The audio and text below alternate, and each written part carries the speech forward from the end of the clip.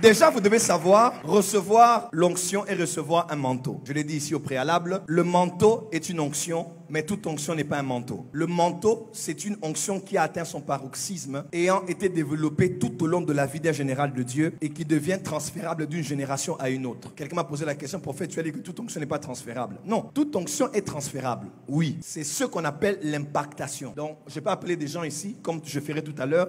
Je prie pour vous, je vous ai impacté, mais je ne vous ai pas donné le manteau. Le manteau qui est sur moi est en train d'être développé. Il arrivera une saison de ma vie où je relâcherai ce manteau. Le manteau se développe tout au long de la vie de la personne. Dans le caractère, dans les persécutions, dans l'intégrité, dans l'obéissance et dans le fait d'apprendre les voies du Seigneur. Là, c'est ce qu'on appelle un manteau. Et quand on transfère le manteau maintenant, là c'est maintenant, on reçoit le même appel que la personne avait. Je l'ai expliqué dernièrement ici. Donc, comment recevoir plutôt l'onction de quelqu'un qui est loin? Parce qu'on ne peut pas recevoir mon manteau aujourd'hui. Non, on peut recevoir l'onction que j'ai. Parce que l'onction est transférable par ce qu'on appelle couramment dans le jargon évangélique l'impactation, impactation. Bon, déjà, par rapport à cette question, vous ne pourrez recevoir l'onction que si vous connaissez le monde spirituel. Le monde physique, la terre a des distances. Le jour où j'ai voyagé avec Pat Carva, on est arrivé en Inde. On a réalisé au fait qu'on est toujours sur la terre des humains, mais on est arrivé de l'autre bout du monde, en Asie, à cause de la distance. Pour arriver à tel endroit, certains utiliseraient la marche. D'autres, à cause de la distance, utiliseraient un vélo, une moto, un bus, une voiture.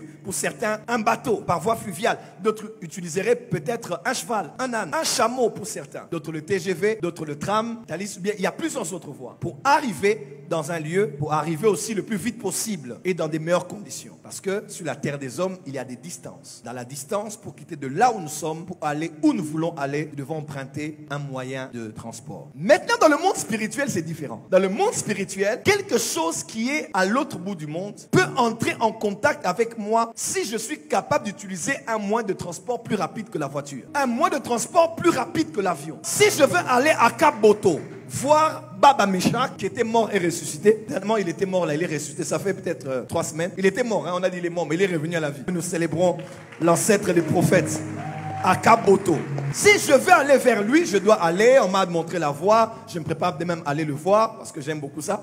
Aller là-bas jusqu'à Cap-Boto, tout ça, on arrive peut-être à 2 jours, à 3 jours. Après avoir quitté ici. Mais je peux aller là-bas aussi en utilisant un autre moyen de transport. Parce que le monde physique et le monde spirituel se diffèrent aussi en fonction de l'espace temporel. Ici, je dois prendre 3 jours, c'est-à-dire 24 fois 3, 24 heures fois 3, n'est-ce pas? Ça me donne le nombre d'heures que j'utilise pour aller jusqu'à Cap-Boto. Mais dans le monde des esprits, dans le monde spirituel, ça n'a rien à voir avec le temps chronos, 24 heures fois 3. Dans le monde spirituel, on voyage avec la vitesse de la lumière. On voyage avec la vitesse de la pensée. La lumière, scientifiquement, fait 7 fois le tour de la Terre en 1 seconde. Tu n'as pas entendu? La lumière voyage fait 7 fois le tour de la Terre en 1 seconde. Je crois que c'est 300 000 km par seconde. Et même Albert Einstein disait que la lumière voyage même plus vite que ça. La lumière voyage plus vite que ça. Elle ne pèse pas, mais lorsqu'elle voyage, elle voyage plus vite. Ta parole est une lampe à mes pieds et une lumière sur mon sentier. Pourquoi on dit que ta parole court avec vitesse? C'est parce que ta parole est une lumière. La parole voyage à la vitesse lumière.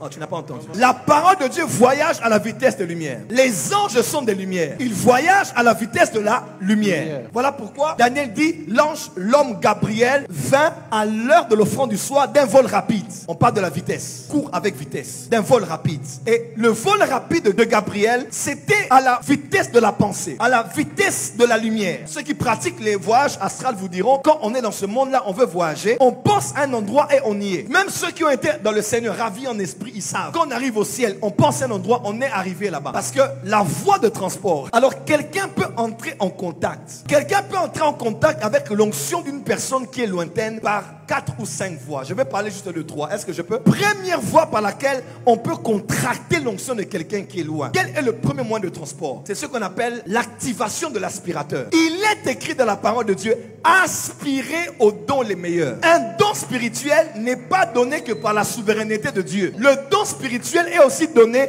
par la capacité de celui qui la désire à d'activer l'aspirateur en lui. Parce que si je branche l'aspirateur ici et qu'il y a un sachet, un papier ou la poussière là-bas, l'aspirateur n'est pas là où il y a la poussière, n'est pas là où il y a le papier, n'est pas là où il y a le sachet. Mais la puissance d'attraction qu'il y a dans l'aspirateur est capable d'attirer quelque chose qui est loin, Karabashaka, d'attirer quelque chose qui est loin jusqu'à entrer dans l'aspirateur. Il est possible que tu me suives là où tu es, ou que tu sois assis ici. La même onction qui a sur moi entre sur toi, parce que tu as été capable d'activer l'aspirateur. Que celui qui aspire reçoive. Toi qui viens là, lève les mains. Reçois au nom de Jésus. Derrière lui. On appelle ça la puissance de l'aspirateur.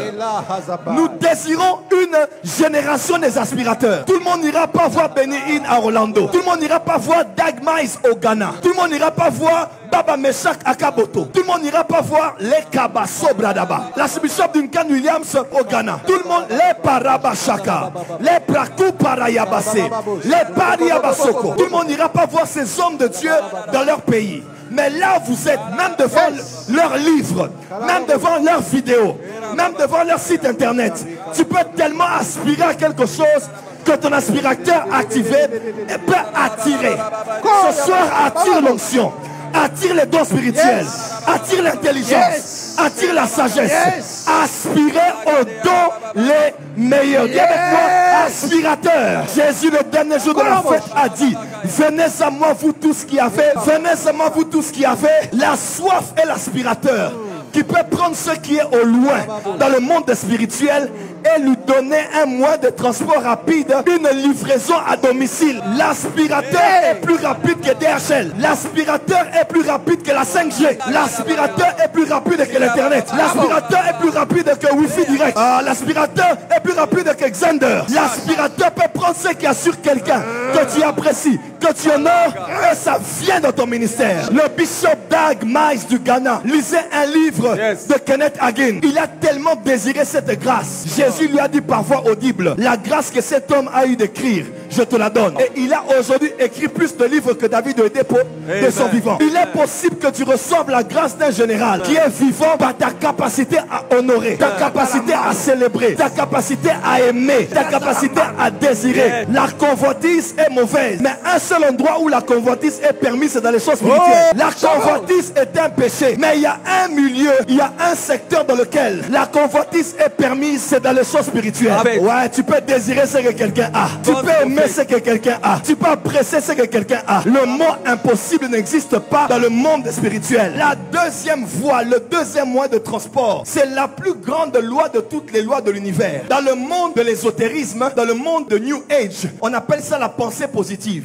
Parce qu'ils savent que peu importe qui tu es, tu peux attirer tout ce que tu veux avoir au travers de cette loi. Mais l'opposé de cette loi, dans le royaume des cieux, c'est ce qu'on appelle F-A-I-T-H en anglais, F-O-I en français. Si cela est impossible, non, rien n'est impossible à Dieu et tout est possible à celui qui croit. Frère, nous sommes arrivés à une époque où Élie a déjà fait tomber son manteau. Tout le monde passe par là, mais personne n'a l'audace et le courage d'enlever son manteau et de porter le manteau d'Élie. Quand j'ai commencé les réunions de la MAP, je n'étais pas le plus loin de ma génération. Je n'étais pas le plus puissant de ma génération, mais j'étais le plus audacieux de ma génération. Il y a un moment où, quand Élie n'est pas là, le leader n'est plus là. Il y a un moment, quand Élie n'est pas là, le père n'est plus là. Et entre le moment où Élisée a pris le manteau et le moment où Élie a laissé le manteau, il y a ce qu'on appelle une crise juridictionnelle. Il y a une chaise vide. En politique, on appelle ça une transition. La chaise est vacante. Il y a un moment où un général laisse quelque chose, une génération prend la chose. Mais entre cette période-là, il y a un temps vide. La différence qui se fera réside dans l'audace que quelqu'un a. De dire cette histoire-là, ce n'est pas pour les autres fils de prophètes. Cette histoire-là est pour moi. La capacité de retirer le passé et de prendre le nouveau, de le porter et de dire le même Dieu qui a ouvert l'eau du Jourdain va le faire avec moi. Et de faire ce que le Père avait fait et de voir les résultats qu'il avait vus. Notre génération a un problème. L'onction est là. Les manteaux sont là, mais on n'a pas des hommes courageux. On n'a pas des femmes courageuses. Je n'ai pas plus de foi que tout le monde, mais j'ai le courage de la foi. J'ai l'audace de la foi. Je vois un homme de Dieu faire un miracle. Il prie et les jambes poussent. Je dis, moi aussi je ferai ça à la prochaine réunion. Je prie et les gens me poussent. J'ai vu le prophète Hubert faire le miracle money. Je dis, non, non, moi aussi je prends le manteau. Frère, le monde spirituel, c'est un monde de la foi. Je suis à Lubumbashi. Je priais pour les gens. J'ai dit, ah, j'ai envie de faire apparaître de l'huile dans les mains ici. Qu'est-ce que je fais? J'ai pensé à Bouchiri. J'ai vu une vidéo de Bouchiri. Il priait, l'huile coulait des mains des gens. J'ai dit, moi, je n'ai pas encore vu ça vraiment. J'ai pris mon esprit. J'ai connecté à l'esprit de Bouchiri. Et je dis, ce qu'il a fait là, je le fais aussi. Et quand j'ai déclaré, l'huile va apparaître maintenant. Ceux qui étaient dans le marché avec moi le savent. L'huile apparaissait aux mains des pasteurs. 2015, tout le monde a vu ça. Pourquoi? Le courage de la foi. Le courage. Est-ce qu'il y a dans cette génération des jeunes qui sont courageux? C'est vrai, il y a des ailes amères. C'est vrai, il y a des rebelles qui osent n'importe quoi. Ils sont pressés. Mais moi aussi, j'ai commencé jeune. Je ne dirais pas toujours aux jeunes, attendez. Il y a un moment où on peut attendre. Mais même avant Acte 1, verset 8, même avant Acte 2, verset 1, 33 ans, ils allaient quand même chasser les démons. Même en attendant la licence ou le graduat, on vous donnera les travaux pratiques. Personne n'a le droit de vous dire attendez pour attendre. Même si j'attends le temps de l'accomplissement, je ne croiserai pas les bras. Je prierai pour les malades.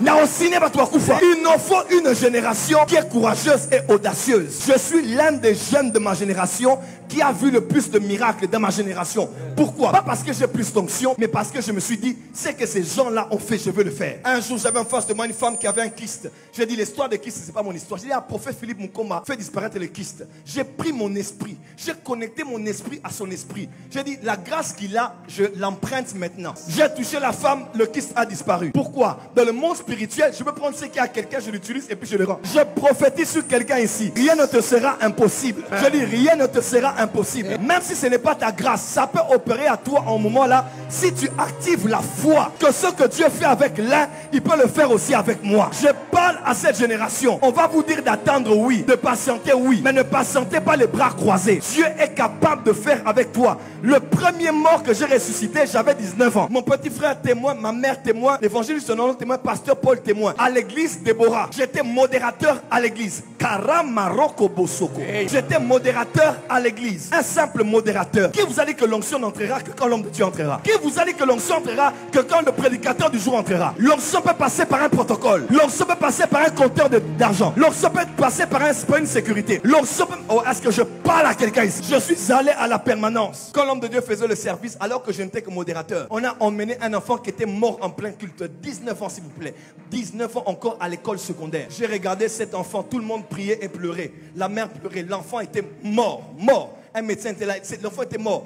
19 ans. J'ai regardé l'enfant, j'ai dit, je ne serai pas intimidé par les frères de David qui vont te dire tu es trop jeune, tu es trop audacieux, tu es trop courageux. Aux basé là-bas à Boudin. J'ai dit jamais de la vie. J'ai dit donnez-moi cet enfant. Et maman Jeanne, qui est aujourd'hui aux États-Unis, a dit donnez l'enfant. J'ai pris l'enfant. J'ai entendu Ézéchiel 37. On m'a dit souffle 3 fois sur l'enfant. J'ai soufflé. J'ai soufflé. J'ai fait. Les doigts de l'enfant ont commencé à bouger. L'enfant a repris vie en plein culte au ministère international Déborah. Ceux qui sont là le savent. J'avais 19 ans. Pourquoi? La foi. Rien n'est impossible à Dieu. Même si le prophète est loin de toi, si tu actives la foi, ce qu'il y a en lui peut venir vers toi. Même si ce ne sont pas les gens de grâce qui te ressemblent à toi, tu peux court-circuiter l'onction. Nous les Congolais, nous connaissons ces choses. Des fois qu'on n'a pas de courant à la maison ou dans le quartier, il y a quelques agents qui vous diront viens, on va faire un pont. Le courant part là-bas, mais vous pouvez avoir le courant à l'est alors que le courant part à l'ouest. Mais si on peut acheter un câble et on peut créer un pont, le courant qui va là-bas peut aussi venir chez vous. Alors que normalement le courant était parti chez vous. J'aimerais dire à quelqu'un, tu peux prendre n'importe quelle grâce en esprit si tu es capable d'acheter un câble et de créer un pont. La femme à la perte de sang était à la maison. Et Jésus ne l'avait même pas mis dans son agenda, même pas mis dans son plan. Jésus allait guérir la fille de Jairus. Alors que Jésus allait là où il devait aller pour aller mettre le courant à l'ouest. La femme a dit, moi je suis à l'est, mais je vais emmener le courant à l'est parce que je vais créer un pont. Est-ce que quelqu'un peut créer un pont ce soir? La femme a pris le câble. La pari à Bassa. Lorsqu'elle a branché le câble, Jésus a dit, qui m'a touché? Ce n'était pas prévu. Cette puissance était pour la fille de Jairus. Qui m'a touché? Cette femme avait mis un pont. Et quand Jésus l'a vu, il a dit, va, ta foi t'a sauvé. Est-ce que quelqu'un a la foi ici? Même si un homme de Dieu est déjà mort, une femme de Dieu est déjà morte, un homme de Dieu est loin de toi, tu n'as pas le transport ni le billet pour aller vers lui. Par la foi, tu peux recevoir